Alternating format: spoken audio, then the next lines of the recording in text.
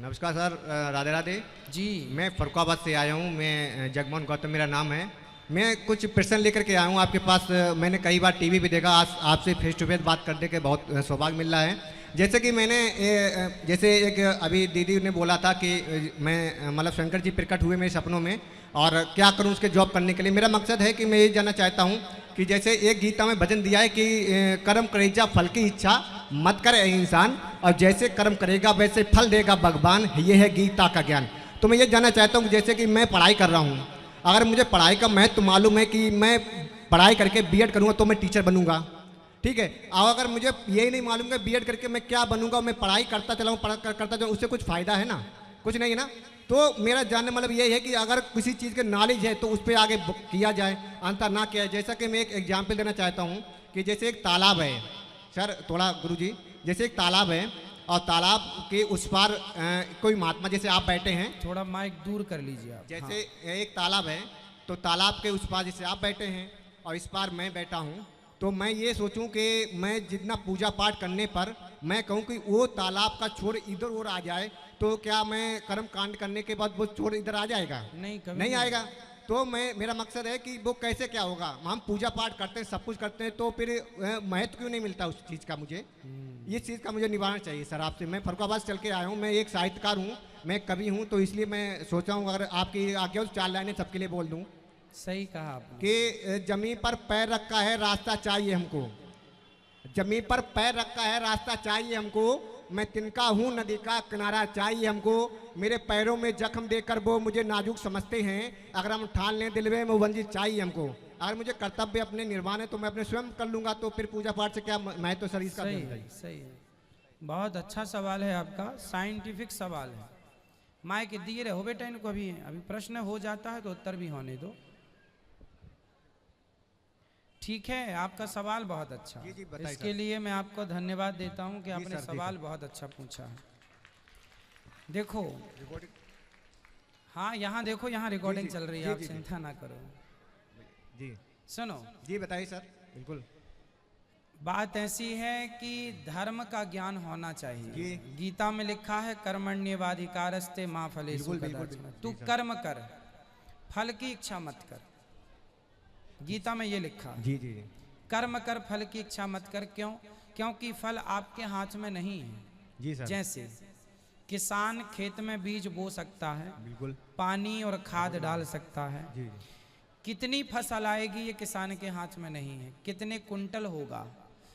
वो अच्छा कर्म करे पर फसल कितनी आएगी ये तो ईश्वर जानते हैं ना।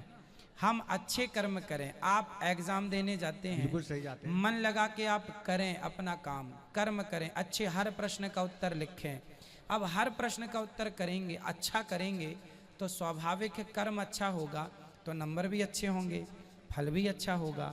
आपने कहा कि हम यहाँ बैठ के पूजा करें तो नदी का वो किनारा इसके ये तो नहीं आ जाएगा, यहाँ तो नहीं आ जाएगा। जी पूजा कभी इसलिए की ही नहीं जाती कि किनारा इस तरफ आ जाए। पूजा ईश्वर का चिंतन इसलिए किया जाता है कि मेरा मन भगवान में लगेगा, संसार से मन हटेगा तो अपने आप मेरे मन को शांति होगी, और मैं जब शांत हो जाऊंगा तो भगवान की कृपा का पात्र बन जाऊंगा, भगवत प्राप्ति हो जाएगी।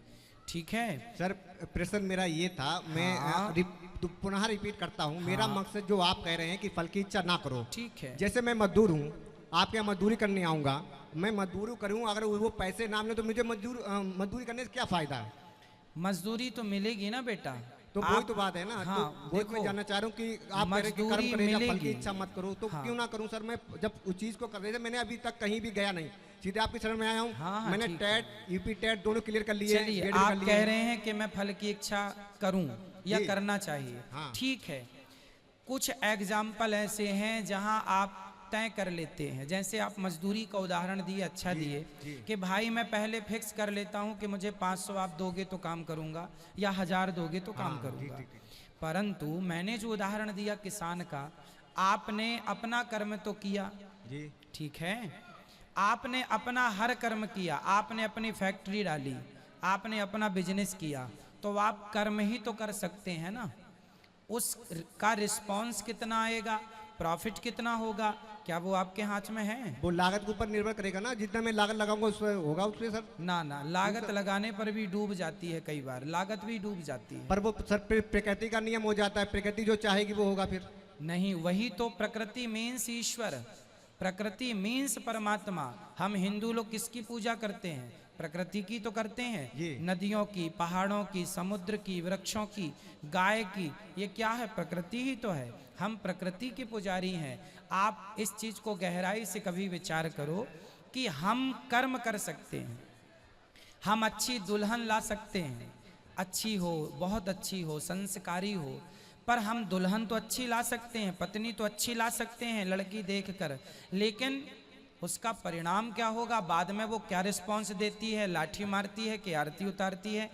कर्म आप करो, शादी आप कर लो, फल क्या मिलना है वो ईश्वर के हाथ में है। आपकी पत्नी गर्भवती हो जाएगी तो आप माता पिता का कर्म है कि आप दोनों ने मिलकर एक सुंदर से बीज को बो दिया है जो एक स्त्री के गर्भ में पल रहा है। अब बच्चा क्या होगा? बेटा होगा कि बेटी होगी, अंधा होगा कि लंगड़ा होगा, वो आपके हाथ में नहीं है। कर्म आप कर सकते हैं, फल ईश्वर ही देगा ना, कि वो कैसे आएगा। पर सर आप लड़की का बच्चे का उदाहरण दिया, जैसे कि हमने भी साइंस पे पढ़ा है कि लेडीज के एक्स गुणसूत्र होते हैं, लड़के के बाई एक्स बाई होते हैं। जब दोनों में संबंध बनेगा, एक्स बाई होंगे तभी तो लड़का होगा, वो तो क्लियर है। तो फिर हम लोग अल्ट्रासाउंड कराने क्यों जाते हैं? लड़का है लड़की है, फिर उसमें क्या रीजन सर आ जाता है? हाँ हाँ, लड़का लड़की लोग इसलिए चेक कराते हैं, उनको तसल्ली हो जाए कि भाई बहू, सब सास लोग कहती है ना बेटा ही होना चाहिए, इसलिए वो थोड़ा बेटा के चक्कर में रहती हैं कि बेटा ही हो, इसलिए वो अल्ट्रासाउंड करा लेती हैं। परंतु ये है ना कि भाई आप माता पिता ने बच्चे को गर्भ में रख तो दिया, पर उस बच्चे का लालन पालन 9 महीने तक आप लोग थोड़ी करते हैं। वो तो कहाँ आंख लगनी है, कहाँ हाथ लगने हैं, वो तो एक ईश्वर अंदर, जो सबके अंदर बैठे हैं परमात्मा। जैसे साइंस की भाषा में कहा जाए तो एनर्जी जी, एनर्जी है ना, ऊर्जा एनर्जी है। जी, जी। तो आप एनर्जी कहेंगे, हम उसे ईश्वर कहेंगे, परमात्मा कहेंगे। तत्व एक है, कहने के अर्थ दो है। आप इंग्लिश में बनाना कहेंगे, हम हिंदी में केला कहेंगे, बात एक ही है ना। वो लैंग्वेज का फर्क हो हाँ, गया। उसी language का हो प्रकार गया। साइंस की लैंग्वेज अलग है, आध्यात्म की लैंग्वेज अलग है, पर दोनों का अर्थ एक है। ठीक है, ईश्वर ही बच्चे को डिजाइन करता है। आपकी आंखें किसने लगाई? वो प्रकृति का नियम है, ईश्वर जो माँ बाप हमारे संभोग से मिले उससे मैं हाँ, पुत्र पैदा हुआ प्रकृति का नियम आपने कहा, ईश्वर जो चाहेंगे वो होगा। ईश्वर की ओर से हम सब डेवलप होते हैं माँ के पेट में। ईश्वर कोई तो है। साइंस कहता है कि यदि ये वस्तु है तो बनाने वाला कोई तो होगा। साइंस कहता है ये, यदि ये वस्तु है तो बनाने वाला कोई तो होगा। उसी प्रकार आप हैं तो बनाने वाला कोई होगा। इसलिए ईश्वर की सत्ता को, आपसे मेरा सवाल है, आप ईश्वर की सत्ता को मानते हैं या नकारते हैं? सर मैं इन चीज पे मतलब मानते हैं या नहीं मानते? नो, नहीं मानते। मैं प्रकृति को मानता हूँ, क्योंकि अगर मेरे सामने अगर ईश्वर है हाँ। तो मैं इतनी तपस्या करता हूँ, सब कुछ करता हूँ, फिर दिखाई क्योंकि एक महापुरुष ने कहा है कि पहले जानो हाँ, फिर मानो। ठीक है। जब तक जानो नहीं तो मानोगे कैसे? कहते सही हैं है। पानी छान के पियो तभी तो पता चलेगा गुरु कौन अच्छा है कौन तो खराब है। सुनो, जानने के लिए भी तो सत्संग करना पड़ेगा। चलो आप नहीं मानते, अच्छा है, ईश्वर को आप नहीं मानते, मैं फोर्स नहीं करता, पर ईश्वर को आपने ही कहा कि पहले जानो फिर मानो। हाँ। तो जानने के लिए भी तो आपको सही रास्ता चुनना पड़ेगा। जानने के लिए सर मैं वही तो कह रहा हूँ कि किससे जानेंगे? मैं अपने कर्म कर रहा हूँ, ठीक हाँ। है, कर्म के मैं सच मतलब भक्ति से बिल्कुल कर रहा हूँ। जो मैं पढ़ाई करता हूँ, कुछ भी करता हूँ, अपने नियम से करता हूँ, ठीक है। ठीक है। तो फिर उसका मुझे फल तो दिखाई दे कि हाँ ये ईश्वर क्या है क्या नहीं। कि जैसे कि कहीं पे माना कि हर गाड़ी में भगवान की मूर्ति होती है, ठीक है। मैं जिसकी उपासना कर रहा हूँ तो फिर उसका एक्सीडेंट क्यों हो जाता है? What is reason? बेटा आप सही कह रहे हैं, आपकी जगह आप सही, आपका तर्क उचित है, पर होनी है ना। आपने ईश्वर को गाड़ी पे बिठाया है जी। तो बिठाने से क्या ये सिद्ध होता है कि एक्सीडेंट नहीं होगा? अरे भाई, जो होना है वो तय है, जो होना है वो तय है, वो होके रहेगा। राम को वनवास जाना था, वो भी तय था, होके रहा। वनवास तो राम को भी जाना पड़ा, उनकी जिंदगी में भी उथल पुथल हुई। तो हम मरेंगे, हम भक्त हैं, तो क्या इसका अर्थ ये है कि मैं कभी मरूंगा नहीं? नहीं, ये सत्य है कि मैं मरूंगा, ये हाँ, सत्य है। हाँ, वो तो जो फिर सत्य जान एक्सीडेंट के लोग सत्य नहीं मानते इन चीज को कि कौन? मैं मतलब जैसे मैं कहूँ मृत्यु मेरी होनी है, हाँ। पर कुछ लोग सत्य को असत्य बता देते हैं ठीक कि है। पता नहीं होगी नहीं होगी, पर ये सत्य है कि मौत होगी। हाँ। अगर दुनिया में देखा तो यही सत्य मुझे लगा कि मौत है। मौत है तो बस। फिर आप भगवान की पूजा कर रहे हैं बेटा, तो आप अमर होने के लिए नहीं कर रहे हैं। मैं कर रहा हूं तो मैं अमर नहीं होऊंगा। हाँ, ईश्वर का ध्यान करने से मन को शांति मिलती है ना, अच्छा लगता है। ईश्वर क्यों जरूरी है, चलो मैं आपको उदाहरण देता हूं। बिल्कुल सर, जैसे आप कर्म करते हैं, आप कर्म को मानते हैं, बिल्कुल पर कर्म के संग एक चीज और होती है, धर्म। यदि आप अकेला कर्म करेंगे और धर्म का ज्ञान आपको नहीं है तो आप कर्म नहीं कर सकते। उदाहरण से समझो, बिल्कुल उदाहरण दीजिए बताइए, जी। शराबी शराब पी रहा है, बिल्कुल। वो क्या कर रहा है? वो अपने इच्छाओं पूरा कर, उसका धर्म हो रहा है, फिर क्या वो अपना कर्म कर कर्म रहा कर है। रहा है। तो शराब पीने वाला भी अपना कर्म कर रहा है, दूध पीने वाला भी अपना कर्म कर रहा है, माँ बाप की कोई आरती उतारे तो वो भी कर्म कर रहा है, और कोई माँ बाप को लाठी से मार रहा है तो वो भी कर्म ही हो रहा है। क्योंकि आँखों की पलक झपकना भी एक कर्म है, उंगलियों का चलना भी एक कर्म है, आप मेरे से बात कर रहे हैं ये भी एक कर्म है, मैं आपसे बात कर रहा हूँ, कर्म, हर चीज कर्म है। जो हो रहा है वो क्या है? कर्म है। जब कर्म आप करेंगे तो कर्म को आपको धर्म की तराजू में तौलना पड़ता है।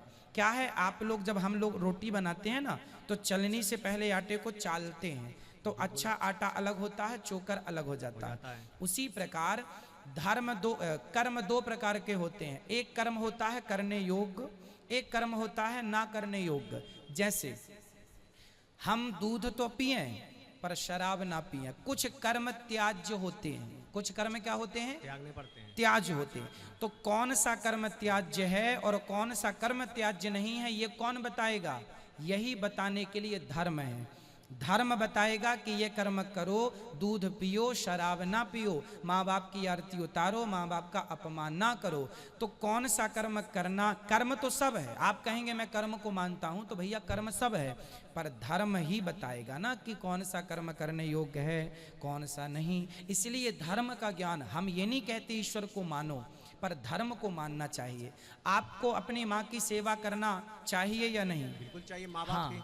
तो वही धर्म है। हम ये नहीं कहते कि आप मंदिरों में जाओ और मंदिरों में जाके मूर्ति की पूजा करो। हम कहते हैं अपनी माँ को खुश रखो, अपने आप भगवान आपसे खुश हो जाएंगे, आपको अलग से खुश करने की जरूरत नहीं है। बस सर यही मुझे उत्तर चाहिए था। बस आपने जो लास्ट में उत्तर दिया मुझे बहुत अच्छा लगा, क्योंकि मंदिर मस्जिद में जाने से पहले अपने माँ बाप को पूछो। क्योंकि मैंने आज सर, मुझे एक लोग मिले थे, हकीकत जब मैं सवाल पूछने आया, एक के दोनों लड़के हैं, दोनों लगे हुए हैं सरकारी जॉब में, उनके पिता हैं गार्ड हैं, मतलब वो जो मालगाड़ी नहीं होती है उसके गार्ड हैं। उनके बेटों ने दोनों को बाहर कर दिया, माँ बाप को बाहर कर दिया। अब वो वृंदावन घूमने आए हैं। अब बताइए वो कौन सा धर्म निभा रहे हैं? वो पाप करने आ रहे हैं, पाप करने आ रहे हैं ना। सीता, तो अगर सीता। माँ बाप को अपने मानो तो माँ सबसे अच्छा, वही सबसे धर्म है। हाँ, हाँ। अगर अच्छा, भटकने की जरूरत अब क्या मैं है? अभी ये बात हमारी पूरी नहीं हुई, अब हम इसको पूरा करेंगे। ये बताइए सर। ठीक है बेटा, बात ऐसी है कि आप अपने माँ बाप की सेवा करते हो ना? करते हैं। ठीक है। और माँ बाप की सेवा से बड़ा कोई पुण्य नहीं है, कोई पूजा नहीं है, ये याद है ना आपको? ये बिल्कुल सही अब याद है। इसके आगे चलते हैं। जी माता भगवान है, जी, पिता भी भगवान है, दोनों उसके द्वारा। गुरु कौन है? गुरु भी भगवान है। आपके बच्चे हैं, शादी होगी आपकी? नहीं, मैं तैयारी सुपर टेट कर रहा हूँ, टीचर की तैयारी कर रहा हूँ। चलिए, जब आपको कल के बच्चे होंगे कल, तो छोटे छोटे जो बच्चे होते हैं ना, वो बच्चे कौन हैं? वो भी भगवान हैं। ठीक है। आपके बगल में बूढ़ी मैया बैठी है, देखो वो कौन है? माता जी हैं। वो भी भगवान है। वो भी क्योंकि माँ तो है ना, माँ है मेरी। आपकी नहीं तो किसी की तो है। नहीं, हम सबको माँ ही मानते हाँ, ज्यादातर जो तो भी फिर वो मिलते हैं। भगवान हुई, फिर वो भगवान हुई ना। इसी प्रकार बेटा ऐसा है कि पहले माँ में भगवान को देखो, पिता में भगवान को देखो, फिर धीरे धीरे सब में ही भगवान को देखो, फिर पत्थरों में भी भगवान को देखो। यदि जड़ चेतन वस्तु में आपने ईश्वर को देख लिया, जिसने अपनी माँ के अंदर भगवान को देख लिया, जो इंसानों में भगवान को देख सकता है, वही पत्थर में भी भगवान को देख सकता है। जो इंसानों में भगवान को नहीं देख सकता, वो पत्थर में भी भगवान को नहीं देख सकता। बोलो आप। सवाल सर वहीं घूम के आ गया, फिर वहीं पे। नहीं नहीं नहीं, मैं घूम के जिस नहीं चीज आया। के लिए बाहर निकलना चाहता हूँ वहीं पे आप लाके रख सकते। मेरा नहीं, मकसद क्या यदि है? सुनो सुनो सुनो, यदि हम कह दें कि भगवान, बताइए भगवान सब जगह है या नहीं? वो उत्तर दो। प्रकृति का नियम वो हर बात में बसा हुआ फिर तो सब जगह है, तो फिर सब पत्थर क्या सब जगह से अलग है? सर मेरा मकसद ये है कि मैं मानव बनना चाहता हूँ कि हर इंसान को बराबर देखूं, ना कि कास्ट रिलीजन में जाऊं बांट दूं, ये ऐसा नहीं करना चाहता हूं। मैं चाहता हूं कि सब मानव बराबर हैं, कोई किसी की नज़र में कोई कहीं नहीं, सब मानव हैं, एक प्रकृति के नियम बनाए हुए संतान है, कोई किसी के नहीं। अच्छा, अगर हम सुनो। मंदिर मस्जिद में जाएंगे फिर माता पिता को कहाँ छोड़ के आएंगे? सर सुनो सुनो, आप सही कह रहे हैं, आप सब बराबर मानते हैं सबको। बिल्कुल सबको, हम मानव मानव बनना चाहता हूँ कि एक दूसरे को बांटना नहीं चाहता हूँ। नहीं, सुनो, आप सही कह रहे हैं, आपकी भावना को मैं प्रणाम करता हूँ। सब एक ही हैं, ये जितनी यहाँ माताएं बैठी हैं सब माँ हैं, सब बहन हैं, सब भाई हैं, सब। लेकिन फिर भी आप कहते हैं सबको मैं एक मानता हूँ। एक कभी मान ही नहीं सकते आप। कैसे? उदाहरण समझो ना। जी जी हम सुन रहे हैं। आप दूसरों की छोड़ दो, आपके शरीर से मैं आपकी बात करता हूँ। आप अपने अपने मुंह में हाथ लगाएंगे, यहाँ गालों में, तो हाथ को धुलने की जरूरत नहीं पड़ती, यहाँ लगाने के बाद धुलना पड़ता है। लेकिन यही हाथ जब शौच के लिए नीचे जाता है तो आपको धुले बिना तसल्ली नहीं पड़ती। तो आपका हाथ ही है, आपके शरीर का अंग ही है, गाल भी और शौच की क्रिया भी। पर कहीं हाथ जाने से अशुद्ध नहीं होता, तो कहीं हाथ जाने से अशुद्ध होता है। शरीर में ही ये छोटा बड़ा है कि यहाँ पवित्रता है, वहाँ अपवित्रता है। उसी प्रकार समाज में हमें ये देखना पड़ेगा कि कौन से लोग पवित्र हैं, कौन से लोग अपवित्र हैं। जो अपवित्र हैं उन्हें अपने ज्ञान के द्वारा पवित्र किया जाए और फिर सम्मिलित किया जाए।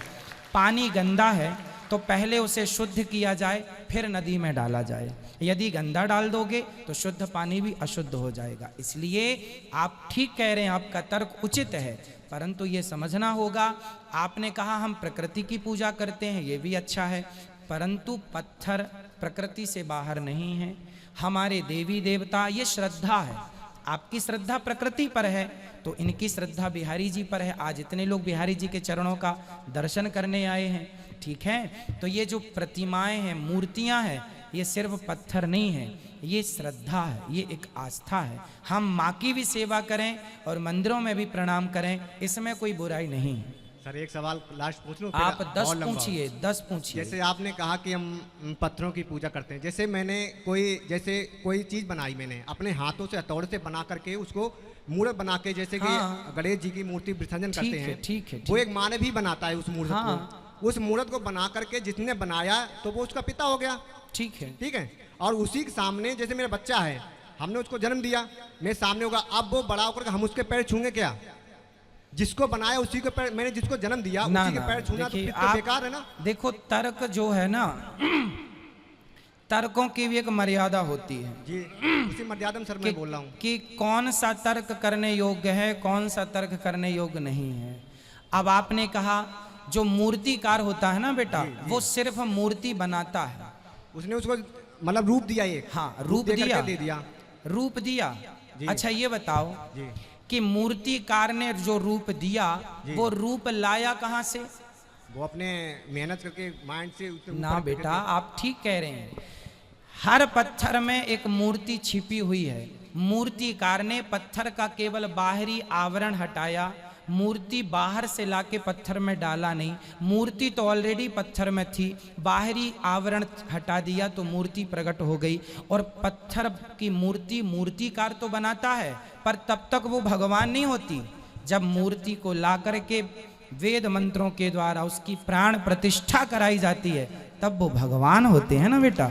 वो मूर्तिकार जो पत्थर छैनी हथौड़े से काटा है वो सिर्फ मूर्ति है, अभी वो भगवान नहीं है। अभी वहाँ पे कोई माथा नहीं झुकाएगा, अभी वहाँ पे कोई जल नहीं चढ़ाएगा, जब तक उसकी प्राण प्रतिष्ठा, मतलब ये होता है प्राण डालना, ये मंत्रों के द्वारा है। मरे हुए आदमी को आप कहते हैं ये मर गया। यदि कोई भगवान, यदि कोई व्यक्ति हो, जैसे आज की कथा में हमने सुनाया कि गुरु सांदीपनी का बेटा मर गया था पर भगवान ने जीवित कर दिया, तो ये nothing is impossible, everything is possible कौन कर सकता है? इतने से मुंह में मिट्टी के बहाने मैया ने मुंह खोला, इतने से मुंह में पूरा ब्रह्मांड दिखाई पड़ा, तो ये भगवान तो कर सकते हैं ना। इसलिए भगवान एक रूप में अपने धाम में है और एक रूप में हमारे सामने जगन्नाथ जी के रूप में, बिहारी जी के रूप में, राधा रमण जी के रूप में है। एक रूप में आप भी भगवान हो, आपकी माँ भी भगवान है। इसलिए तुलसीदास जी ने कहा है सीय राम मय सब जग जानी, सब भगवान है। भगवान के सिवा आज की कथा में हमने बताया, आप बताओ घड़ा सत्य है कि मिट्टी सत्य है? मिट्टी से घड़ा बना हुआ है। तो घड़ा सत्य है कि माटी? माटी ना तो घड़ा कहाँ से आता? माटी सत्य भी तो। हाँ, माटी सत्य है, घड़ा सत्य नहीं है। पर व्यवहार में यही बोला जाएगा, कुम्हार भैया जरा घड़ा दो। व्यवहार में तो यही बोला जाता, भैया घड़ा दो, मिट्टी दो, ऐसा नहीं बोला जाता है। मिट्टी पर बोला क्या जाएगा? घड़ा। उसी प्रकार कण कण में है तो श्री कृष्ण, पर बोला जाएगा कि ये संसार है। संसार कुछ नहीं है बेटा, ईश्वर ही संसार है। मिट्टी ही घड़ा है, सोना ही आभूषण है। आभूषण अलग से नहीं आए, गोल्ड ही है। उसी तरह तुम भी भगवान हो, ये भी भगवान है, तुम्हारे बच्चे भी भगवान है, तुम्हारे घर में जो पेड़ लगा है वो भी, तुम्हारी गौ माता, तुम्हारी बकरी, सब ईश्वर है। सी राममय सब जग जाने। अगर मैंने सबको अगर ईश्वर माना तो हमारा ये देश आज इतना पीछे क्यों है? भाई पीछे कहाँ है? किस सब्जेक्ट में आपको पीछे लगता है बताओ? शिक्षा के क्षेत्र में ले लो। अरे राम राम राम, सुनो सुनो। जी जी सर।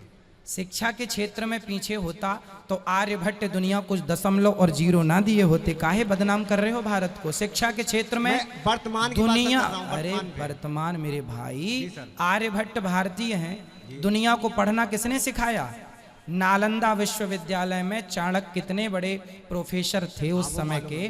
तो जब दुनिया नंगी घूमती थी तब हमारे यहाँ गुरुकुल चलते थे। वो तो मुगलों ने आकर लूट लिया मेरे भाई। ये देश कभी अशिक्षित नहीं रहा है ना। ये थिंकिंग छोड़ दो कि हम अशिक्षित हैं, गरीब हैं। मेरा देश कभी गरीब नहीं था। गरीबी की सोच, मानसिकता घुस गई है लोगों के अंदर। हम गरीब नहीं हैं। आपको अमीरी क्या चाहिए? अमेरिका के लोग सारे कपड़े उतार के और समुद्र में नहाते हैं। क्या ये अमीरी आप भारत में देखना चाहते हैं? फिर क्या बड़ी बड़ी मल्टियों से कोई अमीर हो जाता है? अरे संस्कारों से अमीर होता है मेरे भाई। भारतीय संस्कारी हैं। हमारे भारत में विधवा नारियां होती हैं।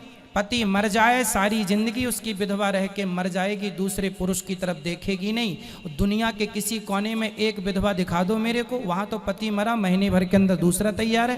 पर ये इन्हीं शास्त्रों में ये कहा जाता कि अगर पति मर जाए उसी पे सती प्रथा कर देते थे। फिर ये नियम कहाँ से आ गया था? कहाँ सती प्रथा होती है? सती प्रथा पहले होती थी ना। कहाँ होती है? दशरथ जी मर गए, क्या कौशल्या जी सती हुई थी?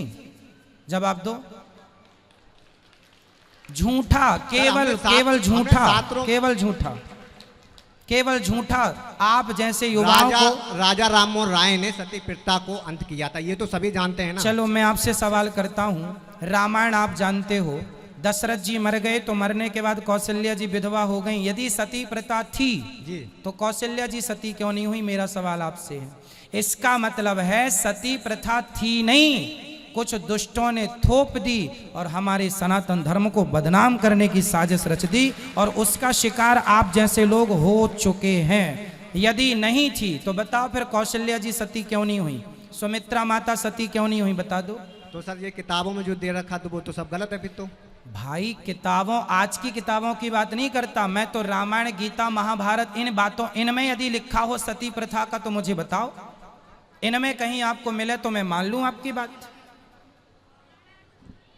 कैसे कहूँ मैं? आपकी अब आप ही कोई पुस्तक लिख दो अपने मन से और उसमें लिख दो कि रावण ने राम जी को मारा था, राम जी ने रावण को नहीं, रावण ने राम जी को मारा था, आपने लिख दिया, और आपके अनुयायी बताएं अरे राम जी आप लोग उल्टा पढ़ रहे हैं, देखो इनने तो ये लिख दिया है। सर मैं साहित्यकार, तो क्या आपका लिखा सही हो जाएगा? सर प्लीज, मैं साहित्यकार हूं पर मैं गजलकार हूं। मैं मतलब ये नहीं लिखता, मैं गजलकार हूं, गजल ही लिखता हूं खाली। मैं आपके द्वारा एग्जाम्पल दे रहा हूं मेरे भाई कि कोई यदि आगे चल के ये लिख दे कि राम जी ने रावण को नहीं, रावण ने राम जी को मारा था, तो क्या उसका लिखा सत्य हो जाएगा? केवल इस उद्देश्य से कि वो लिखा है।